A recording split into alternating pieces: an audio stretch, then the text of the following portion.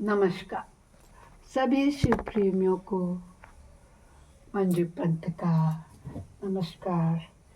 आइए सभी देवी देवताओं का आवाहन कर गजाननं भूतगणाधिसेवितं कल्पितजम्बूफलचारुभक्षणम् उमासुतं शोकविनाशकारकं नमामि विघ्नेश्वरपादपङ्कजं नीलाम्बुश्यामलकोमलांगं सीतासमारोपित्वां भागं पाणो महासायक चारुचापं नमामि रामं रघुवंशनाथं कर्पूरगौरं करुणावतारं संसारसारं भुजगेन्द्रहारं सदा वसन्तं प्यारविन्दे भवं भवानी सहितं नमामि। त्वमेव माता च पिता त्वमेव बन्धु च सखा त्वमेव विद्या द्रविणं त्वमेव सर्वं मम देवदेव गुरुर्ब्रह्मा गुरुर्विष्णु गुरुर्देव महेश्वर गुरु साक्षात् परब्रह्म तस्मै श्री गुरुवे नमः। आनंदी आनंद कर सब संकट दूर जो सेवक शरण पड़े सदा रहे भरपूर। तुम दाता हम मांगता दिया तुम्हारी खाए तुम ऐसी जगमाता दाता कहाँ छोड़ तुम्हें और जाए। सदा भवानी दायिनी सिद्धि करें गणेश पंचदेव रक्षा करें ब्रह्मा विष्णु महेश सर्वे भवन्तु सुखिनः सर्वे सन्तु निरामया सर्वे भद्राणि पश्यन्तु मा कश्चित् पापं कथा सुनाते हैं जिसे श्रवण कर मिट जाती है जन्म जन्म की व्यथा यही है शिव शंकर की कथा यही है भोले बाबा की कथा यही है शिव शंकर की कथा यही है भोले बाबा की कथा। नमः शिवाय ओम नमः शिवाय ओम नमः शिवाय ओम नमः शिवाय ओम नमः शिवाय ओम नमः शिवाय नमः शिवाय। बोलो शंकर भगवान की जय हो वे माता तेरी सदा ये जय हो वे। कल हम लोगों ने दोस्तों वायव्य संहिता का 26वां अध्याय पूर्ण किया था। आज हम उससे आगे अध्ययन करेंगे।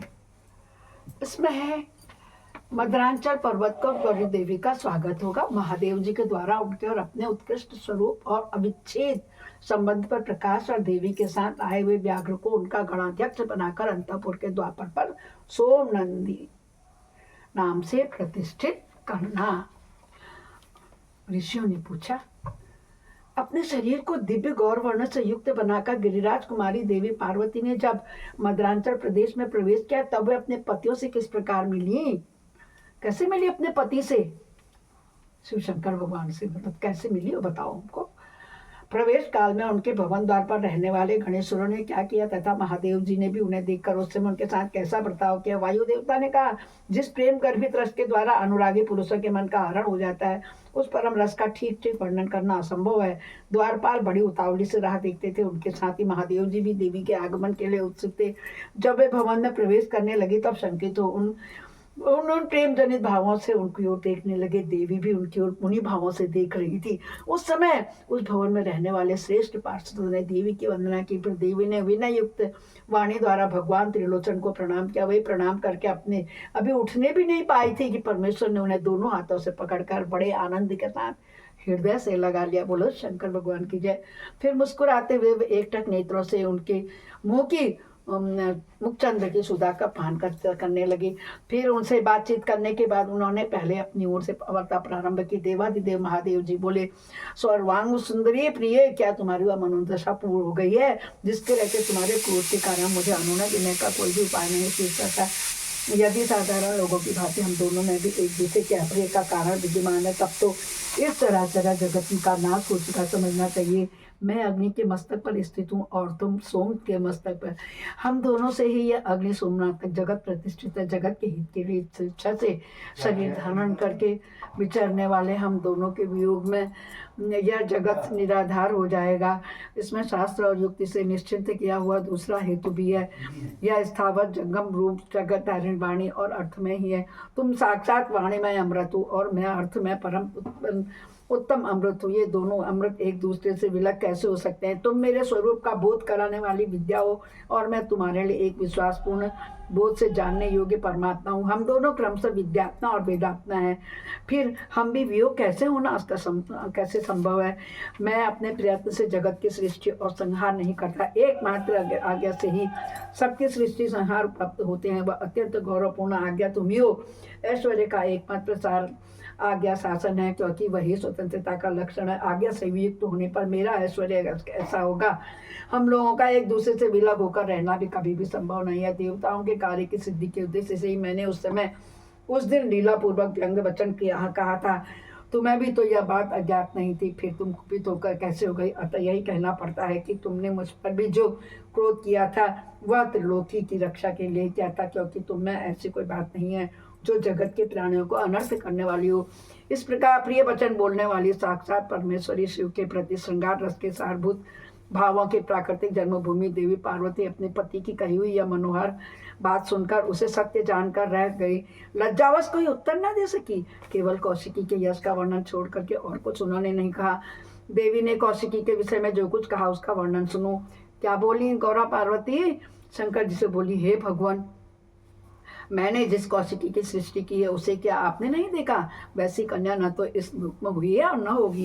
यह कहकर देवी ने उसके विंध्य पर्वत पर निवास करने तथा सम्रांगण में शुंभ और निशुंभ का वध करके उन पर विजय पाने का प्रसंग सुनाकर उसके बल पराक्रम का वर्णन किया। साथ ही वह भी बताया कि उपासना करने वाले लोगों का सदा प्रत्यक्ष फल देती हैं तथा निरंतर लोगों की रक्षा करती हैं। इस विषय में ब्रह्मा जी आपको आवश्यक बातें बताएंगे। इस समय इस प्रकार बातचीत करती हुई देवी की आज्ञा से ही एक सखी ने उस व्याघ्र को ला करके उनके सामने खड़ा कर दिया था। उसे देखकर देवी कहने लगी, देव, यह व्याघ्र मैं आपके लिए भेंट लाई हूँ, आप इसे देखिए। इसके समान मेरा उपासक दूसरा कोई नहीं है। इसने दुष्ट जंतुओं के समूह से मेरे तपोवन की रक्षा की थी। यह मेरा अत्यंत भक्त है और अपने रक्षणात्मक कार्य में मेरा विश्वास पात्र बन गया है। मेरी प्रसन्नता के लिए यह अपना देश छोड़कर यहाँ आया है। हे महेश्वर, यदि मेरे आने से आपको प्रसन्नता हुई है और यदि आप मुझसे अत्यंत प्रेम करते हैं तो मैं चाहती हूँ कि नंदी की आज्ञा से मेरे अंतःपुर के द्वार पर अन्य रक्षकों के साथ उन्हीं के चिन्ह धारण करके सदा स्थित हो। तो वायुदेव कहते हैं, देवी की इस मधुर और अंततोगत्वा प्रेम बढ़ाने वाले शुभ वचन को सुनकर महादेव जी ने कहा, मैं बहुत प्रसन्न हूँ। फिर तो वह व्याघ्र उसी क्षण लचकती हुई सुवर्ण जटित बैंत की छड़ी, रत्नों से जटित विचित्र कवच, सर्प की सी आकृति वाले छुरी तथा रक्ष को विशेष धारण किए हुए गणाध्यक्ष के पद पर प्रतिष्ठित दिखाई दिया। उसे उमा सहित महादेव और नंदी को आनंदित किया, इसीलिए सोम नंदी नाम से विख्यात हुआ। इस प्रकार देवी का प्रिय कार्य करके चंद्राभूषण महादेव जी ने भी उन्हें रत्न भूषित दिया, दिव्य आभूषणों से भूषित किया। चंद्रभूषण भगवान शिव ने सर्व मनोहारिणी गिरिराज कुमारी गौरी देवी को पलंग पर बिठाकर उस समय सुंदर अलंकारों से स्वयं उनका श्रृंगार किया। बोलो शंकर भगवान की जय हो गए।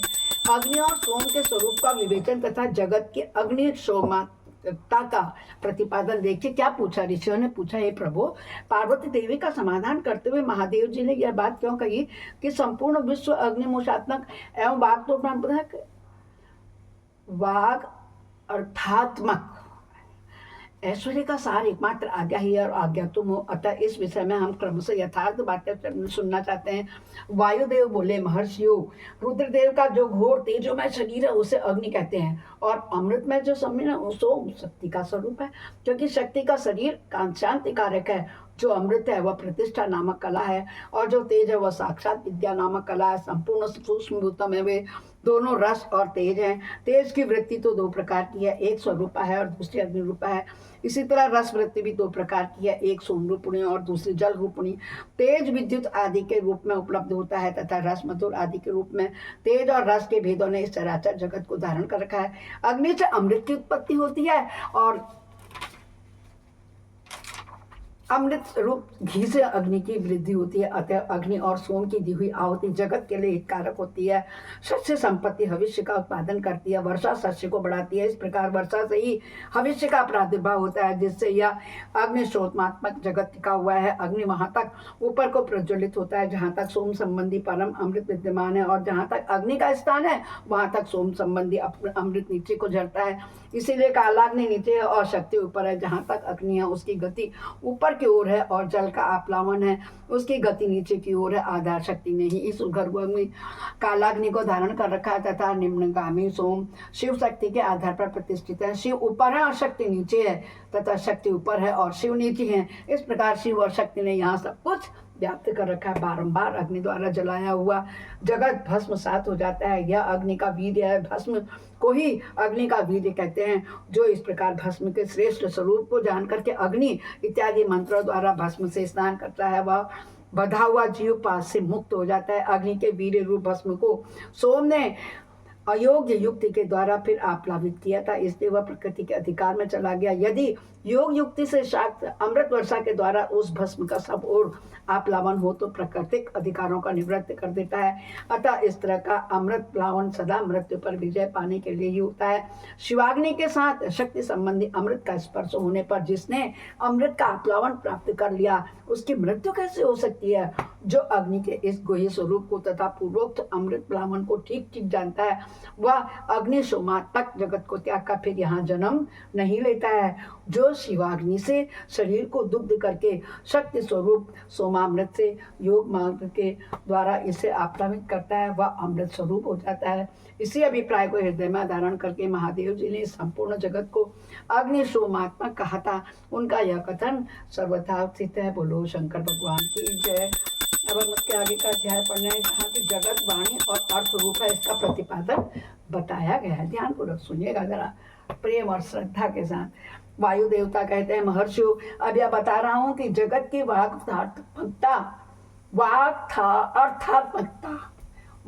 अर्थात्मकता की सिद्धि कैसे की गई थी। 6 अध्वाओं मार्गों का सम्यक ज्ञान में संक्षेप से ही करा रहा हूँ, विस्तार से नहीं। कोई भी ऐसा अर्थ नहीं है जो बिना शब्द का हो और कोई भी ऐसा शब्द नहीं है जो बिना अर्थ का हो। अतः समयानुसार सभी शब्द संपूर्ण अर्थों के बोधक होते हैं। प्रकृति का या परिणाम सद्भावना और अर्थभावना के भेद से 2 प्रकार का है। उसे परमात्मा शिव तथा पार्वती की प्राकट मूर्ति कहते हैं। उनकी जो शब्दमयी विभूति है उसे विद्वान 3 प्रकार की बताते हैं। स्थूला, सूक्ष्म और परा। स्थूला वह है जो कानों को प्रत्यक्ष सुनाई देती है, जो केवल चिंतन में आती है, वह सूक्ष्म कही गई है। और जो चिंतन की भी सीमा से परी है उसे परा कहा गया है। वह शक्ति स्वरूप है, वही शिव तत्व है, आश्रित रहने वाली है, पराशक्ति कही गई है। ज्ञान शक्ति के संयोग से वही इच्छा की उपोद बालिका उसे दृढ़ करने वाली होती है। वह संपूर्ण शक्तियों को समष्टि रूप है। वह शक्ति तत्व के नाम से विख्यात हो समस्त कार्य समूह की मूल प्रकृति मानी गई है। उसी को कुंडलिनी कहा गया है। वही विशुद्धात्मपरा माया है। वह स्वरूपता विभाग रहित होती हुई भी 6 अध्वाओं के रूप में विस्तार को प्राप्त होती है। उन 6 अध्वाओं में से 3 तो शब्द रूप हैं और 3 अर्थ रूप बताए गए। सभी पुरुषों को आत्मशुद्धि के अनुरूप संपूर्ण तत्वों के विभाग से लय और भोग के अधिकार प्राप्त होते हैं। वे संपूर्ण तत्वों कलाओं द्वारा यथायोग्य प्राप्त हैं। परा प्राकृतिक जो आदि में 5 प्रकार के परिणाम होते हैं वही निवृत्ति आदि कलाएं हैं। मंत्राध्वा, पदाध्वा और वर्णाध्वा ये 3 अध्वा शब्द से संबंध रखते हैं और भुवनाध्वा, तत्वाध्वा और कलाध्वा ये 3 अर्थ से संबंध रखने वाले हैं। इन सब में भी परस्पर व्यापक विभाव बताया गया है। संपूर्ण मंत्र पदों से व्याप्त है क्योंकि वे वाक्य रूप है। संपूर्ण पद भी वर्णों से व्याप्त है क्योंकि विद्वान पुरुष वर्णों के समूह को ही पद कहते हैं। वे वर्ण भी भुवनों से व्याप्त हैं क्योंकि उन्हीं में उनकी उपलब्धि होती है। भुवन भी तत्वों के समूह द्वारा बाहर भीतर से व्याप्त है क्योंकि उनकी उत्पत्ति भी तत्वों से ही होती है। कारणभूत तत्वों से उनका प्रारंभ हुआ है। उनके भुवन उनके अंदर से ही प्रकट हुए हैं। उनमें से कुछ तो पुराणों में प्रसिद्ध हैं। अन्य भुवनों का ज्ञान शिव संबंधी आगम से प्राप्त करना चाहिए। कुछ तत्व सांख्य और योग शास्त्रों से भी प्रसिद्ध हैं। शिव शास्त्रों में प्रसिद्ध तथा दूसरे भी जो तत्व हैं वे सबके सब कलाओं द्वारा यथा योग्य व्याप्त हैं। परा प्रकृति के जो आदि काल में 5 परिणाम हुए वे निवृत्ति आदि कलाएं हैं। वे 5 कलाएं उत्तरोत्तर तत्वों से व्याप्त हैं। अतः पराशक्ति सर्वत्र व्यापक है। यह विभाग रहित होकर भी 6 अध्वाओं के रूप में विभक्त है। शक्ति से लेकर पृथ्वी तत्व पर्यंत संपूर्ण तत्वों का प्रादुर्भाव शिव तत्व से हुआ है। अतः जैसे घड़े आदि मिट्टी से व्याप्त उसी प्रकार से सारे तत्व तत्व एकमात्र शिव से ही प्राप्त है। जो 6 अध्यायों से प्राप्त होने वाला वही शिव का परम धाम है। 5 तत्वों के शोधन से व्यापिका और अव्यापिका सिद्ध जानी जाती है। निवृत्ति काल के द्वारा रुद्र लोक पर्यंत ब्रह्मांड की स्थिति का शोधन होता है। प्रतिष्ठा कला द्वारा उससे भी ऊपर जहाँ तक अव्यक्त की सीमा है वहां तक की शोध की जाती है। मध्यवर्ती विद्या कला द्वारा उससे भी ऊपर विद्वेश्वर पर्यंत स्थान का शोधन होता है। शांति कला द्वारा उससे भी ऊपर के स्थान का तथा शान्यता कला के द्वारा अध्वा के अंत का शोधन हो जाता है। उसी को परम व्योम कहा जाता है। ये 5 तत्व बताए गए हैं जिनसे संपूर्ण जगत व्याप्त है। वही साधकों को यह सब कुछ देखना चाहिए। जो अध्वा की व्याप्ति को न जानकर शोधन करना चाहता है वह शुद्धि से वंचित रह जाता है, उसके फल को नहीं पा सकता। उसका सारा परिश्रम व्यर्थ केवल नरक की प्राप्ति कराने वाला होता है। शक्ति पाठ का संयोग हुए बिना तत्वों को ठीक ठीक ज्ञान नहीं हो सकता है। उनकी व्याप्ति और वृद्धि का ज्ञान भी असंभव है। शिव की जो चित्त स्वरूपा परमेश्वरी पराशक्ति वही आज्ञा है। उस कारण रूपा आज्ञा के सहयोग से शिव संपूर्ण शिव के अधिष्ठाता होते हैं। विचार दृष्टि से देखा जाए तो आत्मा में भी कभी विकार नहीं होता है। यह विकार की प्रतीति माया मात्र है, न तो बंधन है और न उस बंधन से छुटकारा दिलाने वाली कोई मुक्ति है। शिव की जो अव्यक्त विचारणे पराशक्ति है वही संपूर्ण ऐश्वर्य की पराकाष्ठा है।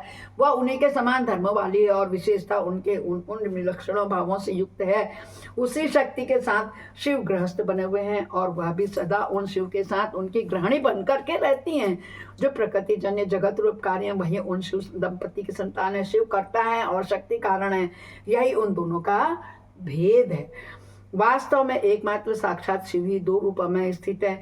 कुछ लोगों का कहना है कि स्त्री और पुरुष में ही उनका भेद है। अन्य लोग कहते हैं कि पराशक्ति शिव में नित्य समवेत है।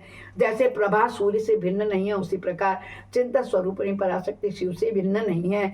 यही सिद्धांत है। अतः शिव परम कारण है। उनकी आज्ञा ही परमेश्वरी है। उसी से प्रेरित होकर शिव के अविनाशी मूल प्रकृति कार्य भेद से महामाया माया और त्रिगुणात्मकता प्रकृति इन 3 रूपों में स्थिति 6 अध्वाओं को प्रकट करती हैं। यह 6 प्रकार का अध्वा वाग अर्थमय है। वही संपूर्ण जगत के रूप में स्थित है। सभी शास्त्र समूह इसी भाव का विस्तार से प्रतिपादन करते हैं। बोलो शंकर भगवान की जय हो गई। जय जय भोलेनाथ, जय जय शंकरनाथ। इसके बाद बताए जाते हैं, क्या बताते हैं, ऋषियों ने दिखाया कि ऋषियों के प्रश्न का उत्तर देते हुए वायुदेव के द्वारा शिव के स्वतंत्र एवं सर्वानुग्राहक स्वरूप का प्रतिपादन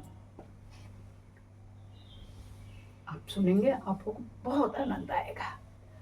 जब मुझे सुनाने में इतना आनंद आ रहा है तो आपको भी आना चाहिए। तदंतर ऋषियों ने कई कारण दिखाकर पूछा, वायुदेव यदि शिव सदा शांत भाव से रहकर ही सब पर अनुग्रह करते हैं तो सबकी अभिलाषाओं को एक साथ ही पूर्ण क्यों नहीं कर देते? जो सब कुछ करने में समर्थ होगा वो सबको एक साथ ही बंधन मुक्त क्यों नहीं कर सकेगा?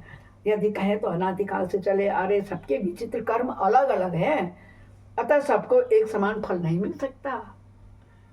तो यह ठीक नहीं है, क्योंकि कर्मों की विचित्रता भी यही नियामक नहीं होती। कारण है कि वे कर्म भी ईश्वर के कराने से ही होते हैं। इस विषय में बहुत कहने से क्या लाभ। उपयुक्त रूप से विभिन्न युक्तियों द्वारा फैलाई गई नास्तिकता जिस प्रकार से शीघ्र ही निवृत्त हो जाए, हमें आप ऐसा उपदेश दीजिए। कौन कह रहे? ऋषि लोग। किससे कह रहे? वायु देवता से। अब वायु देवता बोले, वायु देवता ने कहा, हे ब्राह्मणों, आप लोगों ने युक्तियों से प्रेरित होकर जो संशय उपस्थित किया है यह उचित ही है, क्योंकि किसी बात को जानने की इच्छा अथवा तत्व ज्ञान के लिए उठाया गया प्रश्न साधु बुद्धि वाले पुरुषों में नास्तिकता का उत्पादन नहीं कर सकता। मैं इस विषय में ऐसा प्रमाण प्रस्तुत करूंगा जो सत्पुरुषों के मोह को दूर करने वाला है। असत्पुरुषों का जो अन्यथा भाव होता है उसमें पूर्ण प्रभु शिव की कृपा का अभाव ही कारण है। परिपूर्ण परमात्मा शिव के परम अनुग्रह के बिना कुछ भी कर्तव्य नहीं है, ऐसा निश्चय किया गया है। परानुग्रह कर्म में स्वभाव ही पर्याप्त पूर्ण समर्थ है, अन्यथा निस्वभाव पुरुष किसी पर भी अनुग्रह नहीं कर सकता। पशु और पाशरूप सारा जगत ही पर कहा गया है, वह अनुग्रह का पात्र है। पर को अनुग्रहित करने के लिए पति की आज्ञा का समन्वय आवश्यक है। पति आज्ञा देने वाला है, वही सदा सब पर अनुग्रह करता है। उस पर अनुग्रह के लिए आज्ञा रूप अर्थ को स्वीकार करने पर भी शिव परतंत्र कैसे कहे जा सकते हैं? अनुग्रह की अपेक्षा न रखकर कोई भी अनुग्रह सिद्ध नहीं हो सकता है। अतः स्वातंत्र शब्द के अर्थ की उपेक्षा न रखना ही अनुग्रह का लक्षण है। जो अनुग्रह है वह परतंत्र माना जाता है। क्योंकि पति के अनुग्रह के बिना उसे भोग और मोक्ष की प्राप्ति नहीं होती है। जो मूर्त्यात्मा है वे भी अनुग्रह के पात्र नहीं, क्योंकि उनसे भी शिव की आज्ञा की निवृत्ति नहीं होती है, वे भी शिव की आज्ञा से बाहर नहीं है। यहाँ कोई ऐसी वस्तु नहीं है जो शिव की आज्ञा के अधीन न हो। सकल सगुण या साकार होने पर भी जिसके द्वारा हमें निष्कल निर्गुण या निराकार शिव की प्राप्ति होती है, उस मूर्ति या लिंग के रूप में साक्षात शिव ही विराजमान है, वह शिव की ही मूर्ति है। यह बात तो उपचार से कही जा सकती है। जो साक्षात निष्कल और परम कारण रूप में शिव हैं, वे किसी के द्वारा भी साकार अनुभव से उपलक्षित नहीं होते हैं, ऐसी बात नहीं है। यह प्रमाण गम्य होना और स्वभाव का उत्पादक नहीं है। प्रमाण अथवा प्रतीक मात्र अपेक्षा बुद्धि का उदय नहीं होता। वे परम तत्व के उपलक्षण मात्र हैं, इसके सिवा उनका कोई अभिप्राय नहीं है। कोई न कोई मूर्ति की आत्मा का साक्षात उपलक्षण होती है, शिव की मूर्ति ही है। इस कथन का अभिप्राय यह है कि इस मूर्ति के रूप में परम शिव विराजमान है। मूर्ति उनका उपलक्षण है। जैसे काष्ठ आदि आलंबन का आश्रय लिए हुए बिना केवल अग्नि कहीं उपलब्ध नहीं होती, इस प्रकार शिव भी मूर्त्यात्मा में आरूढ़ हुए बिना उपलब्ध नहीं होते हैं। यही वस्तु स्थिति है। जैसे किसी से यह कहने पर कि तुम आग ले आओ, इसके द्वारा जलती हुई लकड़ी आदि के सिवा साक्षात अग्नि नहीं लाई जाती, उसी प्रकार शिव का पूजन भी मूर्ति रूप नहीं हो सकता है। अन्यथा इसीलिए पूजा आदि में मूर्त्यात्मा की ही परिकल्पना होती है, क्योंकि मूर्त्यात्मा के प्रति जो कुछ भी किया जाता है वह साक्षात शिव के प्रति किया गया ही माना जाता है। लिंग आदि में विशेषता अर्चना विग्रह में जो पूजन कृत्य होता है वह भगवान शिव का ही पूजन होता है। उन मूर्तियों के रूप में शिव की भावना करके हम लोग शिव के ही उपासना करते हैं। जैसे परम श्रेष्ठ तथा शिव मूर्त्यात्मा पर अनुग्रह करते हैं, उसी प्रकार मूर्त्यात्मा में स्थित शिव हम पशुओं पर भी अनुग्रह करते हैं। परमेष्ठ शिव ने लोकों पर अनुग्रह करने के लिए सदाशिव आदि संपूर्ण मूर्त्यात्माओं को प्रतिष्ठित करके अपनी आज्ञा में रख करके अनुग्रहित किया है। भगवान शिव परस्पर अनुग्रह ही करते हैं, किसी का निग्रह नहीं करते, क्योंकि निग्रह करने वाले लोगों में जो दोष होते हैं वे शिव में असंभव है। ब्रह्मा आदि भी प्रति जो शिव के द्वारा लोकहित के लिए किए जाते हैं, विद्वानों की दृष्टि में भी निग्रह भी स्वरूप से दूषित नहीं है। जब वह राग द्वेष से प्रेरित होकर के किया जाता है तभी निंदनीय माना जाता है। इसलिए दंडनीय अपराधियों को राजाओं की ओर से मिले हुए दंड की प्रशंसा की जाती है। यदि साधु की रक्षा करनी हो तो असाधु का निवारण करना ही चाहिए। पहले शाम आदि 3 उपायों से असाधु के निवारण का प्रयत्न किया जाता है। यदि यह प्रयत्न सफल नहीं हुआ तो उनमें चौथे उपाय दंड का भी आश्रय लिया जाता है। यह दंडांत अनुशासन के लिए ही किया जाता है, यही उसके औचित्य का परिलक्षित कराता है। यदि अनुशासन इसके विपरीत हो तो अहितकर कहते हैं। जो सदा हित में ही लोग लगे रहते हैं उन्हें ईश्वर का दृष्टांत अपने सामने रखना चाहिए। ईश्वर केवल दुष्टों को ही दंड देते हैं, इसलिए निर्दोष कहे जाते हैं। वो कभी भी निर्दोष को नहीं देते हैं, उसी को दंड देते हैं जिसपे दंडाधिकारी हो। अतः जो दुष्टों को ही दंड देता है वह उस निग्रह कर्म को लेकर के सत्पुरुषों द्वारा लांछित कैसे किया जा सकता है। लोक में जहाँ कहीं भी निग्रह होता है वह यदि विद्वेष पूर्वक न हो तभी श्रेष्ठ माना जाता है। जो पिता पुत्र को दंड देकर उसे अधिक शिक्षित बनाता है वह उससे द्वेष नहीं करता। शिव की आज्ञा का पालन ही हित है, और जो हित है वही उनका अनुग्रह है। अतः सबको हित में नियुक्त करने वाले शिव सब पर अनुग्रह करने वाले कहे गए। जो उपकार शब्द का अर्थ है उसे भी अनुग्रह किया गया है, क्योंकि उपकार भी हित रूपी होता है। अतः सबका उपकार करने वाले शिव सर्वानुग्राहक हैं। शिव के द्वारा जड़ चेतन सभी सदा प्रकार के हित में ही नियुक्त होते हैं, परंतु सबको जो एक साथ और एक समान हित की उपलब्धि नहीं होती है उसमें उनका स्वभाव प्रतिबंधक हो जाता है। जैसे सूर्य अपनी किरणों द्वारा सभी कमलों को विकास के लिए प्रेरित करते हैं, परंतु वे अपने स्वभाव के अनुसार एक साथ और एक समान विकसित नहीं होते हैं। स्वभाव भी पदार्थों के भावी अर्थ का कारण होता है, किंतु वह नष्ट होते हुए भी अर्थों को कर्ताओं के लिए सिद्ध नहीं करता। जैसे अग्नि का संयोग सुवर्ण को ही पिघलाता है, कोयले या अंगारक को नहीं, उसी प्रकार भगवान शिव परिपक्व मल वाले पशुओं का ही बंधन मुक्त करते हैं, दूसरों को नहीं करते। जो वस्तु जैसी होनी चाहिए वैसी ही वह स्वयं नहीं बनती है, वैसी बनने के लिए कर्ता की भावना का और सहयोग का होना आवश्यक होता है।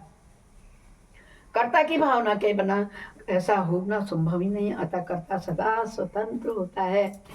सब पर अनुग्रह करने वाले शिव जिस तरह स्वभाव से निर्मल है, उसी तरह जीव संज्ञा धारण करने वाली आत्माएं स्वभावतः मलिन होती हैं। यदि ऐसी बात न होती तो वे जीव क्यों नियम पूर्वक संसार में भटकते, शिव क्यों संसार बंधन से परे रहते हैं। विद्वान पुरुष कर्म और माया के बंधन को ही जीविका संसार कहते हैं।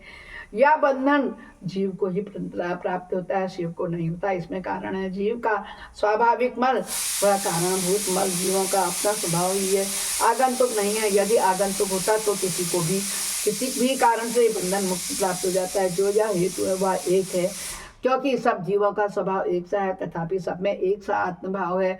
जो भी मल के परिपाक और अपरिपाक के कारण कुछ जीव बद्ध हैं, कुछ बंधन से मुक्त हैं। बद्ध जीवों में भी कुछ लोग लय और भोग के अधिकार के अनुसार उत्कृष्ट और निकृष्ट होकर के ज्ञान और ऐश्वर्य ज्ञान की विषमता को प्राप्त करते हैं। अर्थात कुछ लोग अधिक ज्ञान और ऐश्वर्य से युक्त होते हैं तथा कुछ लोग कम से होते हैं। ये तो हम आपस में समाज में देखते ही है ना।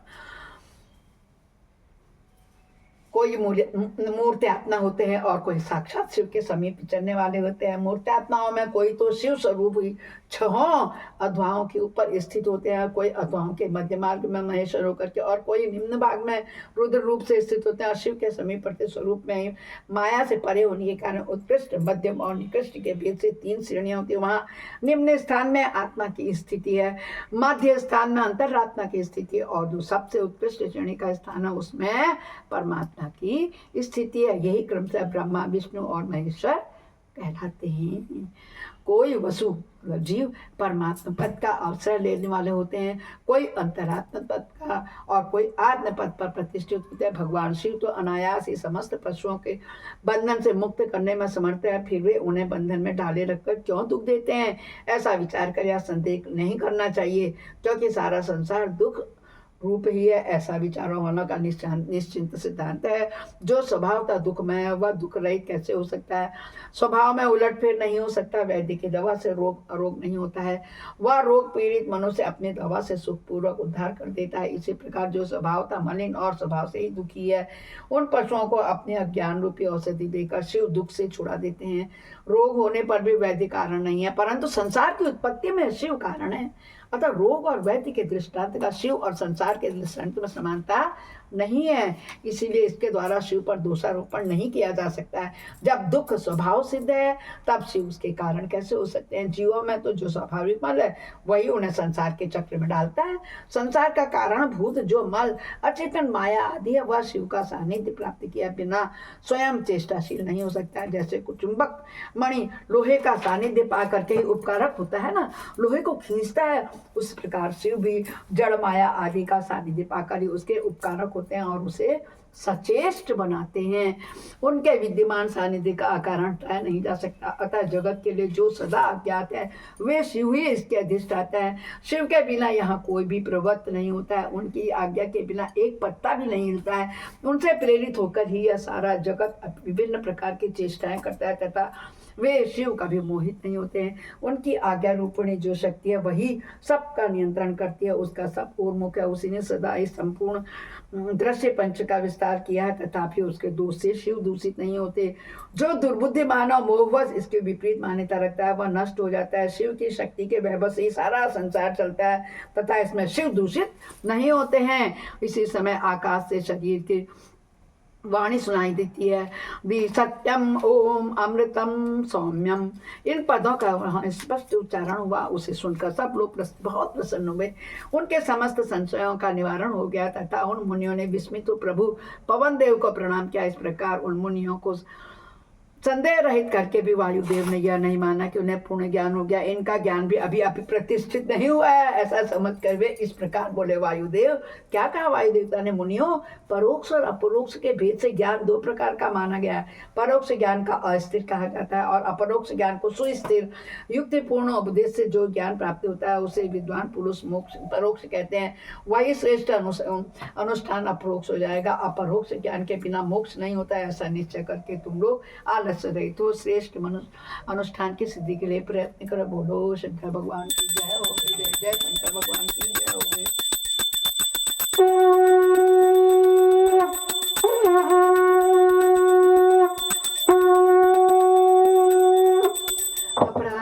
सहस्राणि क्रियन्ते निशम्य दास्वामिति मामतां क्षम्यस्य परमेश्वरी।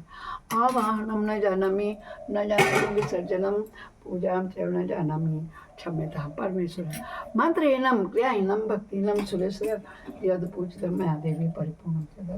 दुर्गा माता की जय, शक्ति माता की जय होवे।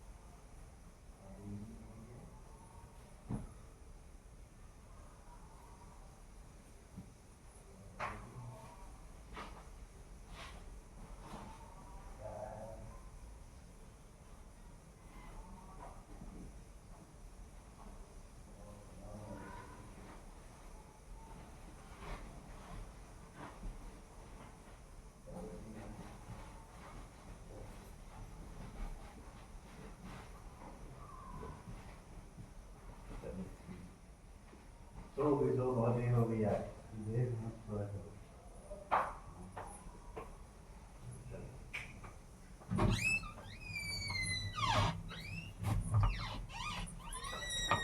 हो रहा है? हाँ गोपाल, चलो आ। ठीक है, ठीक ठीक। चलो बाय। हाँ, आ रहा हूँ। हाँ,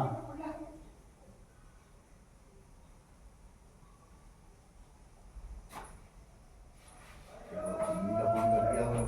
घने पे वापस सुनो, वो वहाँ पर वो गड्ढा हो रहा है, उसको भी भरवा देना। अबे यार अब काम करा पर तू। देख तो लेना, जब आया है वो तो वहाँ पर फिर रखिए, उसको भर देगा। काम करो ब्रश तो पहले। आप ही मारना, उसका गड्ढा होगा। अरे यार, कहाँ गड्ढा हो रहा है? आप नीचे जाओगे तब देखना, मैं कर लूंगी, ले आऊंगी आपसे। नीचे देखो आप। कोई आया है बात करते हैं। काट काट के निकाल लेंगे। काट दूं मैं? हाँ,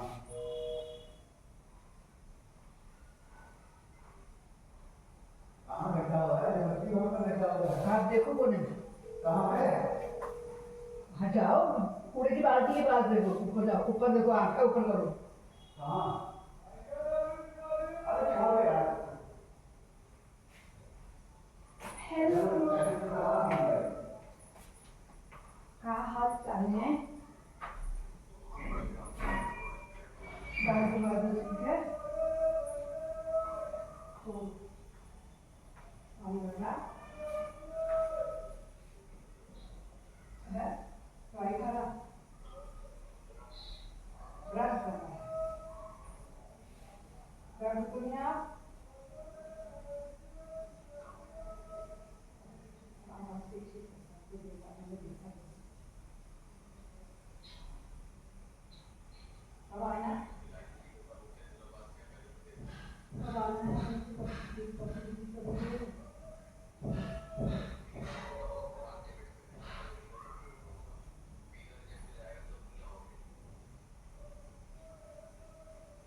रिजेक्ट मतलब क्या हुआ?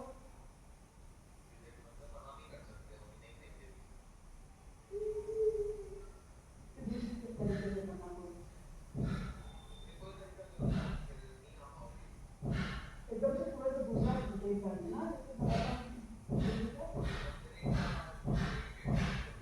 क्यों? मिल जाती है एक दिन बाद। हाँ,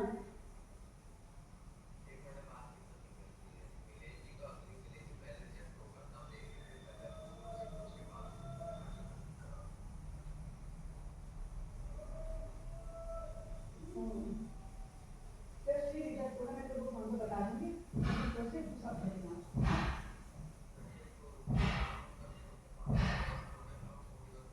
कौन सा खाना है तेरा? तो मम्मी से बड़ा है? कौन सा पे कर दिया नहीं? कैसा है? तो क्या नाम है? लोकल? अच्छा, सो कल छुट्टी है, देखो जरूरी नहीं है। क्यों?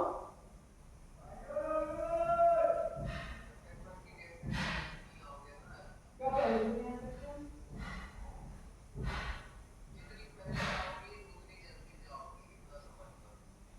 अरे 3 महीने रहना होगा।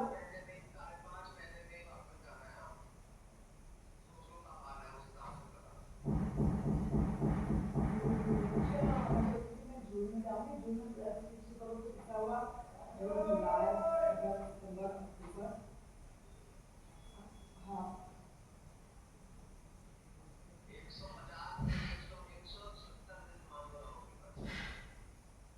और फिर आ गई यहाँ पर रखना,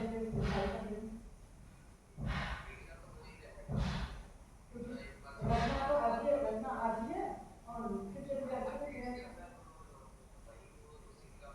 नहीं नहीं, सिंगापुर नहीं, जर्मनी, मनु की बात है। कहाँ है?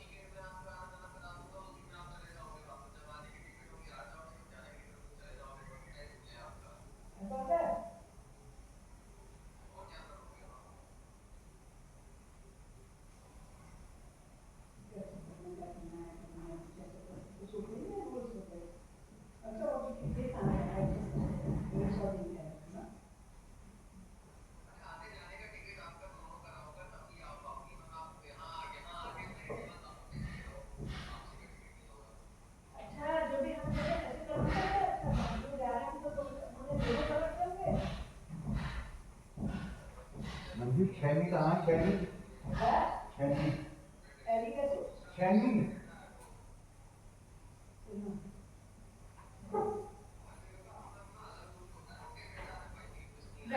अच्छा वो कनाडा में है। वो अलग देश है, वहां जाने के लिए अलग वीजा। और ये पता मैंने वहाँ अलमारी में रखे हैं सामने, परसों से भी कह रही थी मैं आपसे, हमारी अलमारी बीच वाले में देखो। अच्छा चलो वीजा जब हो जाएगा उसके बाद में पहले यहाँ आने की कराऊंगा, फिर आप पहले सोच लेना आपको कितने महीने रहना है, दोनों को मिला के बोर भी हो सकते हो। अगर बोर हो गए जल्दी जाना होगा तो वो भी जल्दी करा। ना हम बोल नहीं सकते, फिर तो बेटी की बात, वहाँ पे बेटी की बात होती है, तेरे बंदे में कुछ है वहाँ पे अरे भाई दिल्ली में जब बोर हो जाओगे तो यहाँ तो सड़ जाओगे। दिल्ली में कहाँ जाते हैं? जो तो आ सकता है ना, ये तो नहीं है वहाँ तो बोल रहे हैं अकेले देख लिया, तो बिना के दोनों की बोरियत देखी जाएगी ना भाई। उनको भी नहीं होती बोल ये होती क्यों नहीं हो गया बोर? मैं सोच रहा हूँ मेरे को सोच के बोर हो रही है। तुम सोचो तुम हो रहे हो, हम नहीं हो तो हम लोग भी कम नहीं करना रोहनी को ले आए बेटा।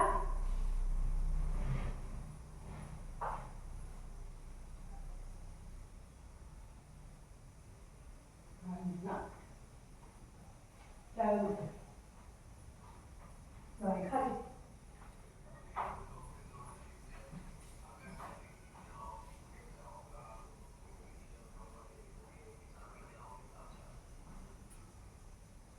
अच्छा चलो ये भी अच्छी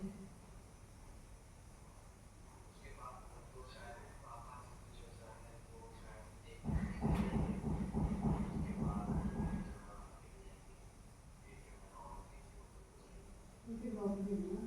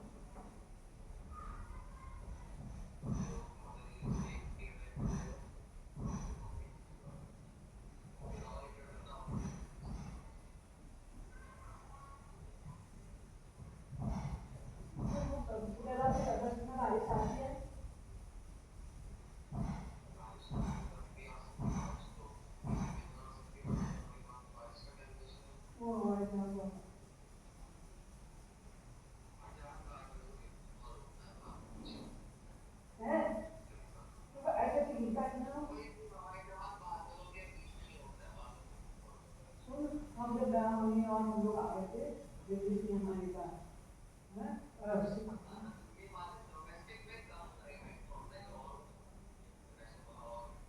अब तो पहले से कर देना, अब तो कर देना तब कर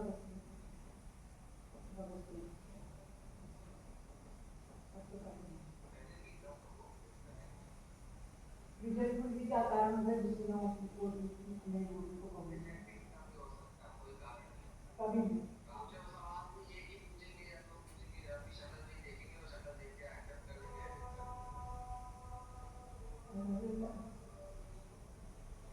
कुछ भी हो सकता है।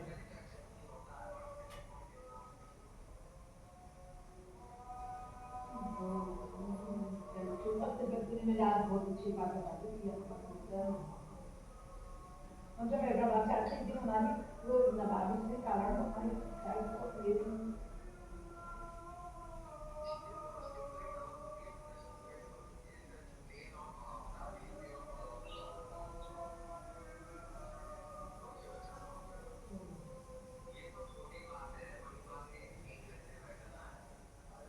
मैंने फरका पूछा वापस क्या गए हो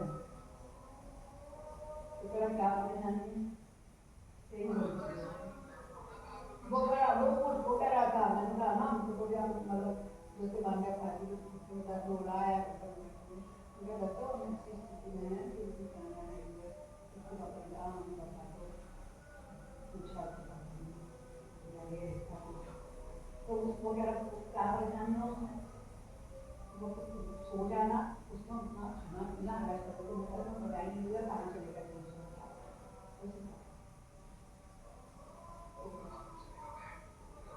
उसमें हमारे मैंने कहा भाई जो जाए कर पाएंगे जून कह रहा हूँ जून लास्ट में तो फिर उनको रेस्ट करा तो कम वैसे भी आने से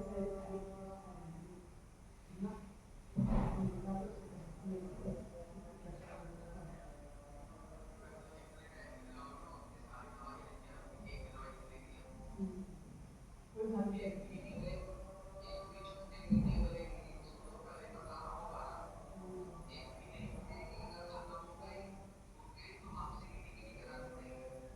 भविष्य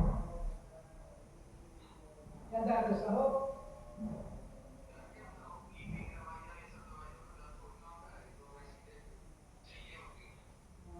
हम कहते हैं ना बात करने का बात ही नहीं आती रास्ते से नहीं गया तो बात लेकिन एक बैग पूरा एक बैग बच्चों दवाई हम आ गए थे अंशु से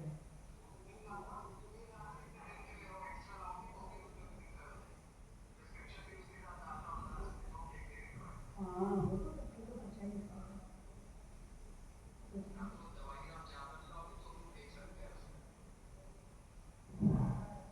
वो किसमें रख के लाते हैं कैसे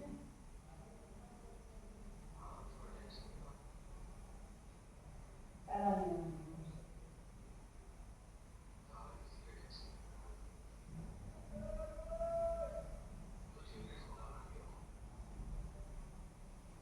भेंटे आलू जाओ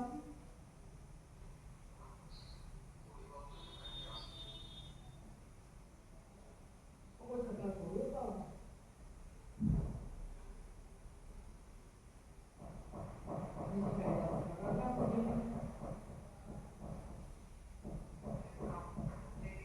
छोटा ही रहना अच्छा मेरे को ये अभी हमारी बात नहीं जाता है जो कि ठीक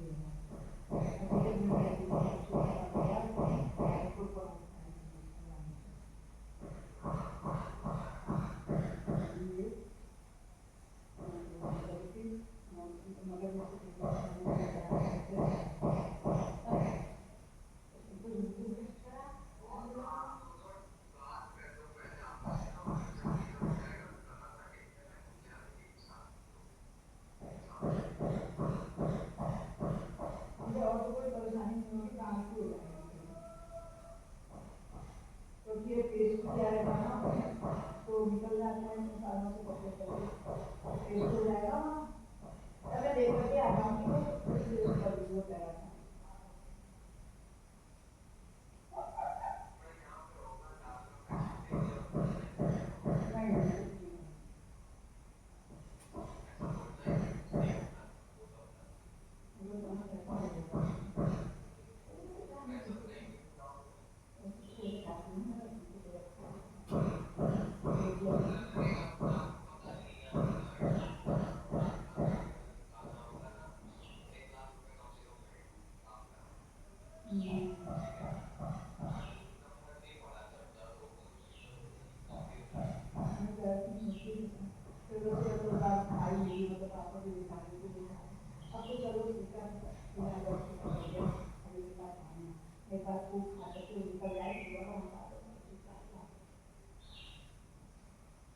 दीदी का लगा कुछ निकला नहीं है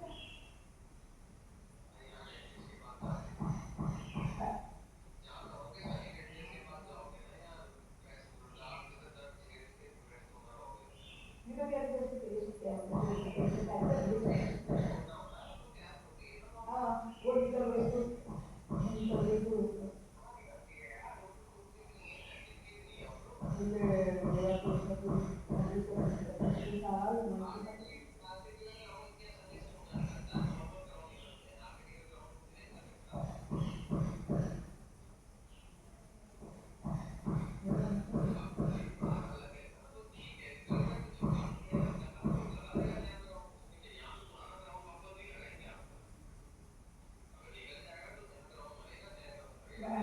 मुझे वहाँ कौन से जानता नहीं पड़ा।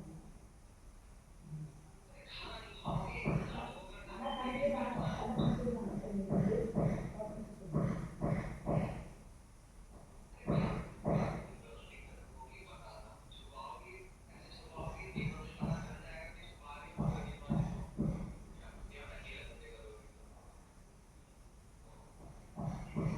थोड़ा बहुत मैं क्या करूँ।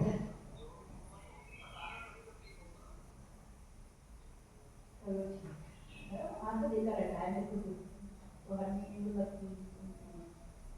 चलो सो फिर तू दवाई खा ली और देखो कौन आया।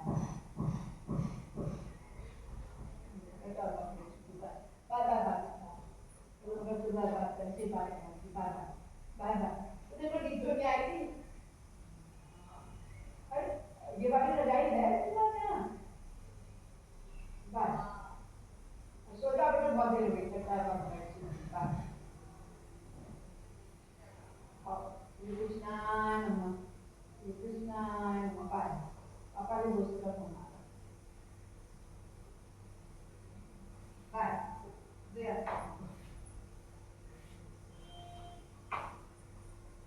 नमस्कार भाई साहब। भाई साहब नमस्ते। नमस्ते भाई साहब। नमस्कार।